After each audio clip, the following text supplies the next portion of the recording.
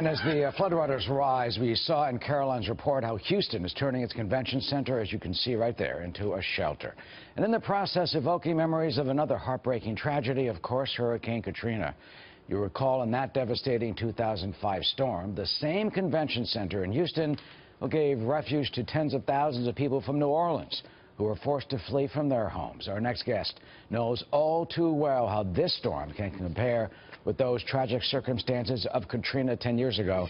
Retired Lieutenant General Russel Honore was the commander of the Hurricane Katrina Joint Task Force and joins us now by Skype. General, we're experiencing Houston and the Gulf Coast a massive, overwhelming, catastrophic issue of damage almost beyond comprehension. How would you rate the response so far?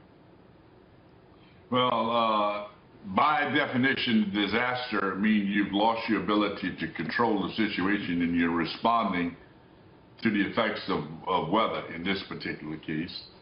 And as opposed to a one and done like your normal hurricane come in and within a few hours you got helicopters up, this hurricane has come and stayed.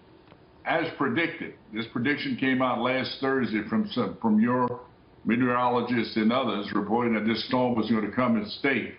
And they've been correct so far, and they were pretty close on the amount of water it was going to put in.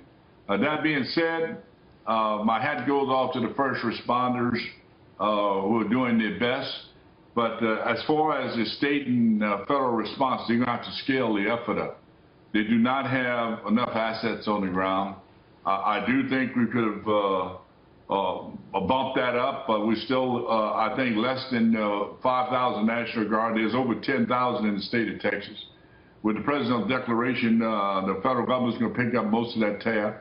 So they need more troops. In Katrina, Mississippi, and Louisiana, we had 40,000 National Guard, 20,000 federal troops, and 20 ships and over 240 helicopters. So they've got to scale up and scale up quickly. So what you're saying, as soon as this rain stops, they've got to go into every home that was evacuated and see if anybody's there. And you're going to have to provide gasoline. You're going to have to provide food and water. All the infrastructure's down. You're going to have to provide emergency power to try to get people to come in and see their homes. You're going to provide traffic control because the grid is broke. They don't nearly have enough troops there now or on the way to be able to deal with this. And there should be in excess of 100 helicopters operating there now, and I think there's still around 50. So, General, what you're saying basically is, even though FEMA says they pre-positioned a lot of assets around the area, the government just wasn't prepared enough for this. So the storm is overmatched what they prepared for, and that happened in Katrina. I mean, that's why it's a disaster. But what I'm saying is, by Friday, we should have been looking at what we were going to move in because the weather got progressively worse on Saturday and on Sunday.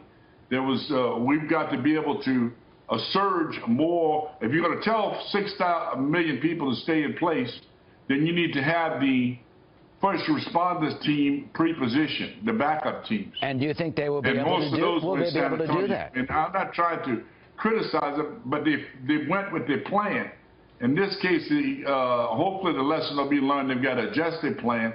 And if you're going to tell people stay in place, then you've got to have the capacity to go rescue them. And right now, they don't have that capacity.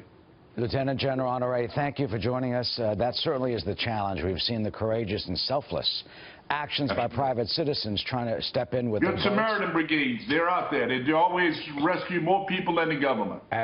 Always. They've been fantastic, and we will see how this plays out. Sadly, it is a disaster that is still unfolding. Thank you.